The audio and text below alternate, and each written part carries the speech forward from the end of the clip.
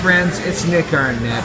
Cool people, I know or meet, and I know this person, T.Faye Griffin, everybody. Hey, hi everybody. Yay, T.Faye. Haven't seen you for a while. It's great to see you again, and thanks for coming over to Starbucks to meet with me here. Always good to see you. Rock on.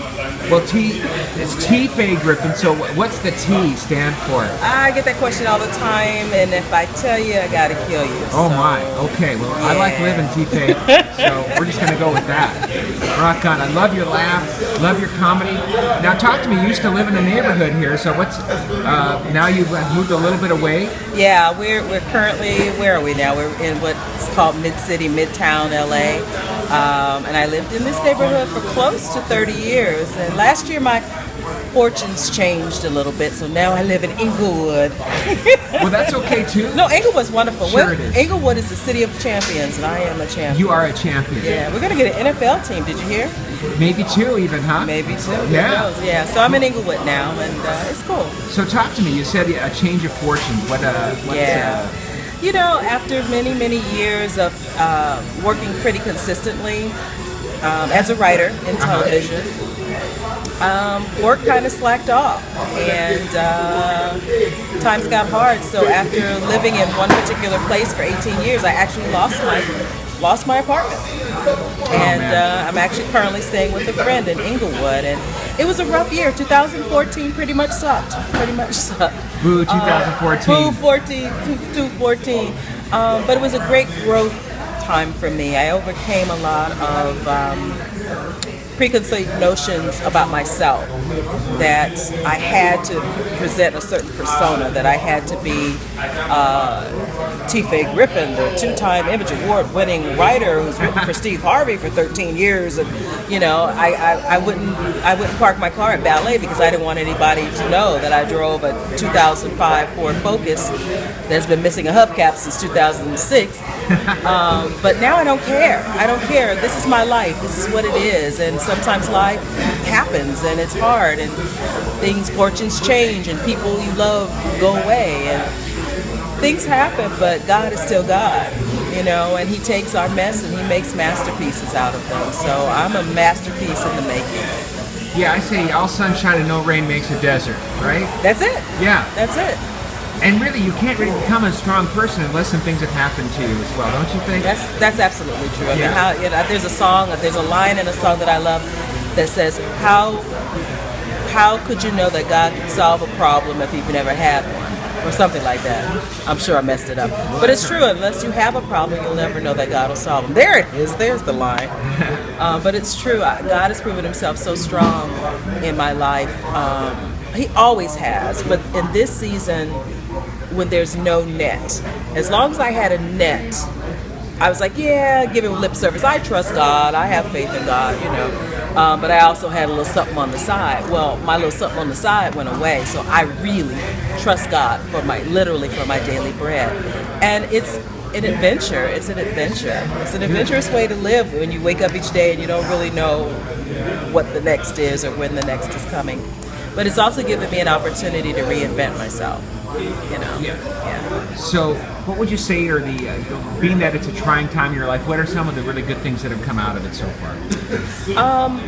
Well, first and foremost, a closer, as the old song used to say, just a closer walk with Thee, a closer walk with God, a greater appreciation for the simple things in life. I mean, you treated me to a name brand coffee that will remain nameless, and this is a treat for me, and I'm grateful for it. I think a lot of times we take so many things for granted. I have such a great appreciation for my family and for my friends, because when you are in a situation, you really find out who's with you and who's for you. And in this season of my life, people who are really and truly friends have been that, and my family, they don't come any better. They don't come any better. My kids, my sisters, they just don't come any better. And I'm sure a lot of people are watching this now. And by the way, thank you so much for being so transparent with everyone. I'm sure that there are just so many people going through similar things. What could you say to them that would be an encouragement to them? I guess the biggest word of advice, if you will, comes from the scriptures, Philippians 4:6. be anxious for nothing. I call it banning worry. Ban, B-A, anxious, N, nothing. Be anxious for nothing. Ban worry from your life, because worrying does absolutely nothing but make you crazy. It doesn't change anything. And so if you can find that place of peace and quiet inside yourself that says, no matter how this goes down, I'm going to be all right. That's right, yeah, because absolutely, most things we worry about, it's a fact, never happen, and it certainly doesn't do any good at all. And here's the thing, Nick, even if it does happen, what you gonna do about it? Even if you do lose your apartment, what you gonna do about it? Even if your mom does pass away, what you gonna do about it? You keep living. My mom used to always say, keep living, keep living, keep living. So I'm living. There's this culture within Christianity that has arisen that encourages people to sit still and wait for the leading of the Holy Spirit. Wait to hear from God. Wait to get direction from God. I absolutely 150,000% believe that. But unfortunately, what's happened in a lot of cases is people have gotten, instead of just sitting and waiting for God and then moving, they've gotten paralyzed. They've gotten fearful. Oh, did I hear God? Is that the right thing to do? And what I realize is, like, you got to get up. God wants you, once he speaks, you got to get up and you got to move. I realized I had all this land. I was sitting still on land that needed to be tilled. I had a land that contained my writing ability, my ability to speak, my ability to tell jokes, my ability to teach dance. Those were all crops waiting to be planted and harvested, but I was sitting in the middle of them afraid to move because I wasn't sure if I heard God speak. God is speaking all the time, and his word tells us that faith without works is dead. If a man does not work, he does not eat. You have to get up and do something. You have to wake up and you have to dream again. Some of us have forgotten how to dream. We have lost.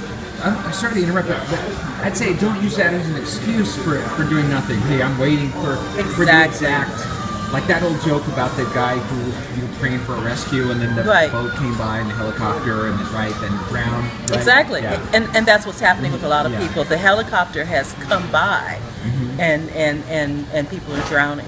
They're drowning on a sea of gifts, on a sea of talent, a sea of ability, a sea of resources.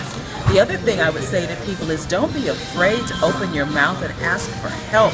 I stand accused. My pride, my oldest son got so angry with me when I lost my apartment. He said, Mom, why didn't you ask? Why didn't you say something? Why didn't you tell us? Well, I was too proudful to say to my own children, Mommy's in trouble financially.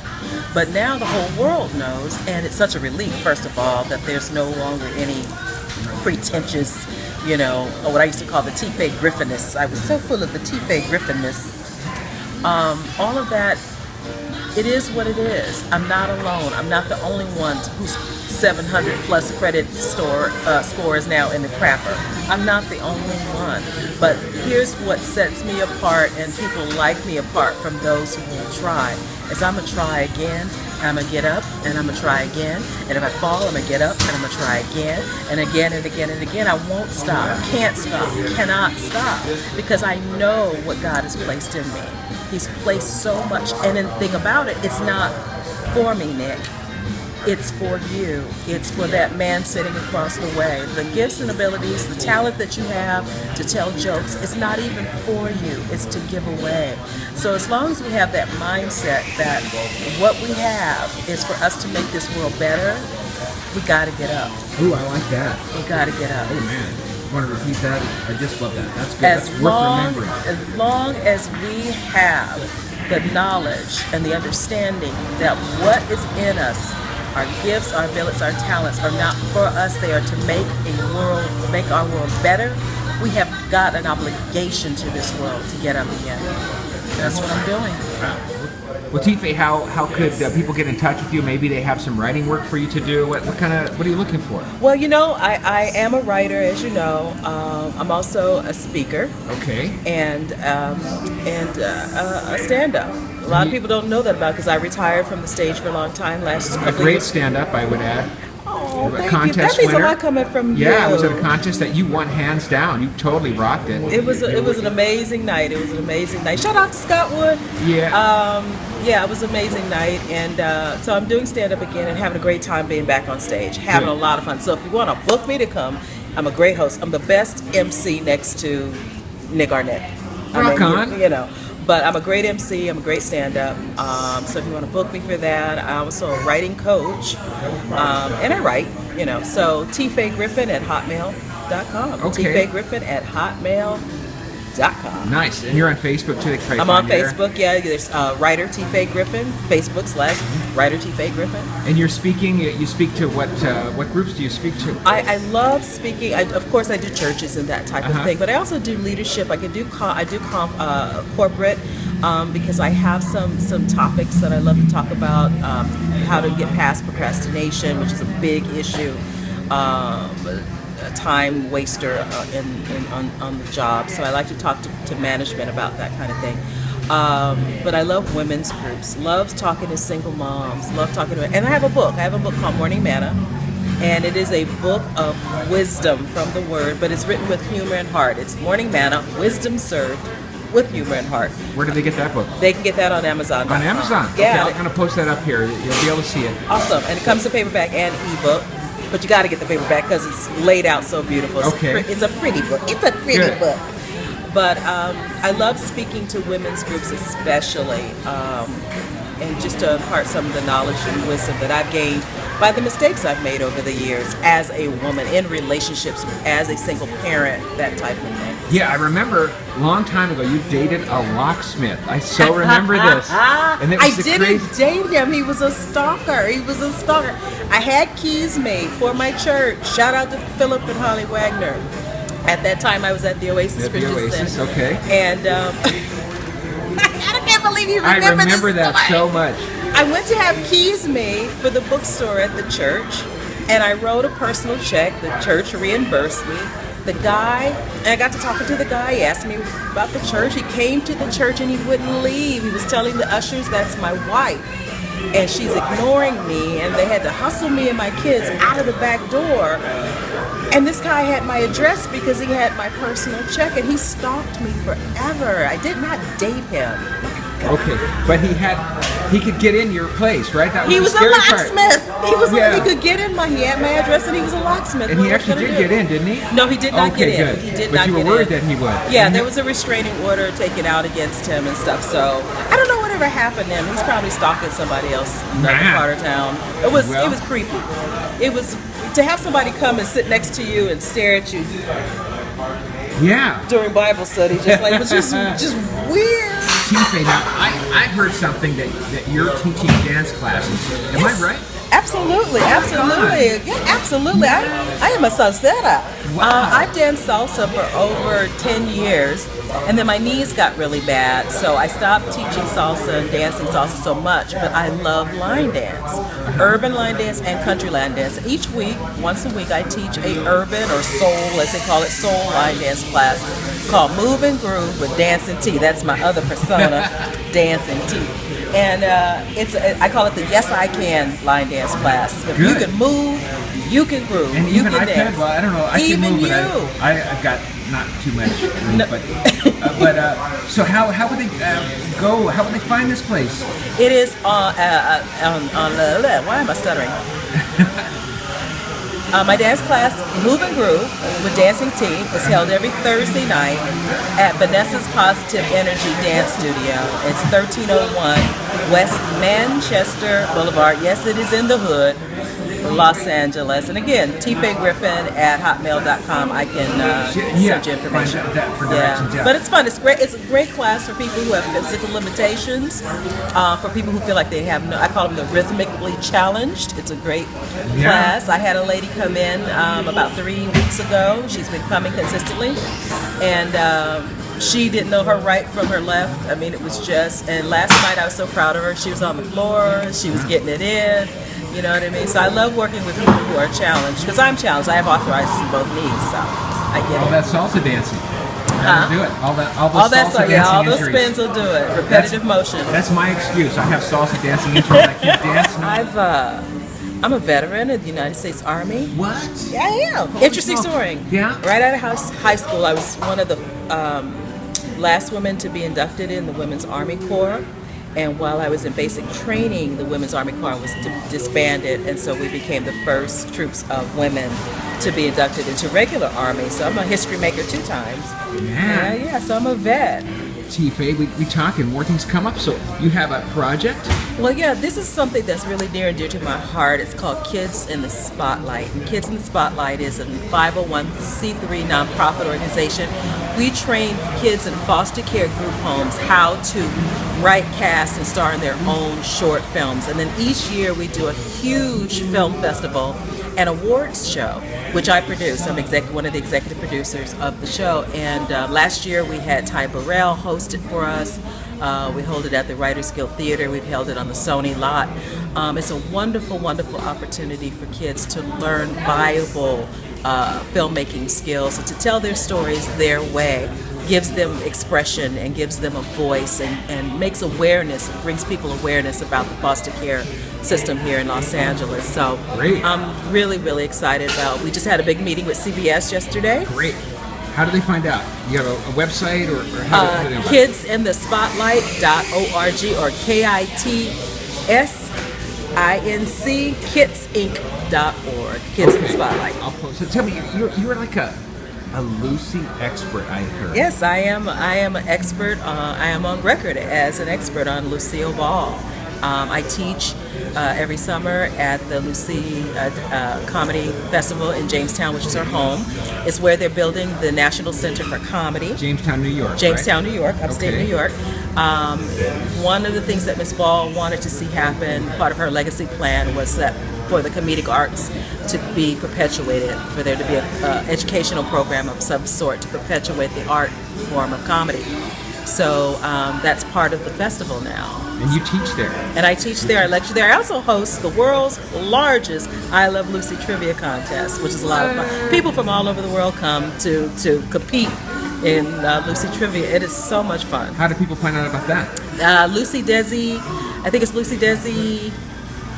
It's the Lucy Desi Center for Comedy. If they keyword that, Google, I think it's lucydesi.com. Okay, I'll find it. Or something. Yeah. I can't remember Cool. the website off the top of my head. But the Nice. festival is usually in August of every year, right around her birthday. Okay. Yeah. Wow. So many things.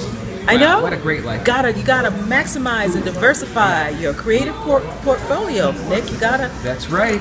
get all the pistons kicking. And the best is yet to come, right, The T.Faye? best is yet to come, to the glory of God. Amen. Now, I'm sitting here with T.Faye. We're talking about that I really like the Starbucks here. It's at San Vicente and La Brea here in Los Angeles.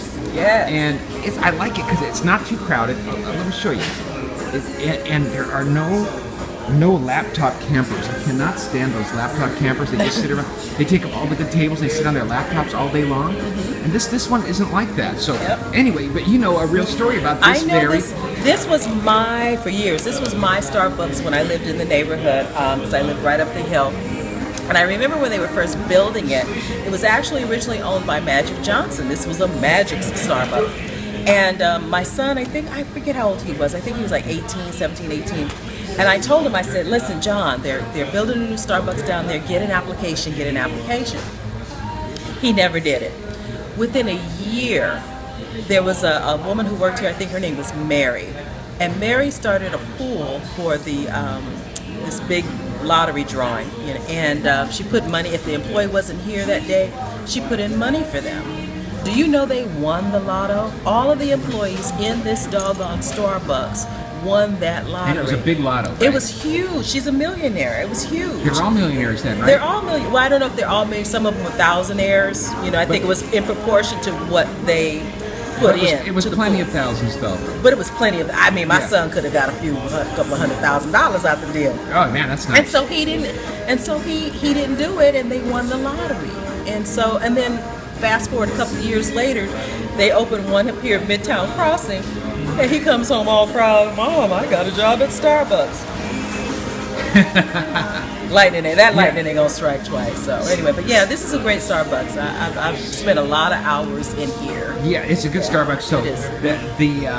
What do we learn from that? Strike while the iron's hot. Strike when the iron is hot. And if you listen to your mother. Yeah, and if you have an employer that's pitching that will buy lotto tickets for you, you should work for. You should work for him or so her. Wherever that lady is, I believe her name again was Mary. Mary, good on you, sister. We like Mary. We like Mary. Yeah. Loan me a couple of dollars. Yeah, yeah. Jay! Hey, everybody. We're back signing off. Cool people. Cool people. The coolest. The coolest dude I know. So, what a fun interview. Thanks a lot, T.Faye. Always, Nick. Shout out to T.Faye. Hooray.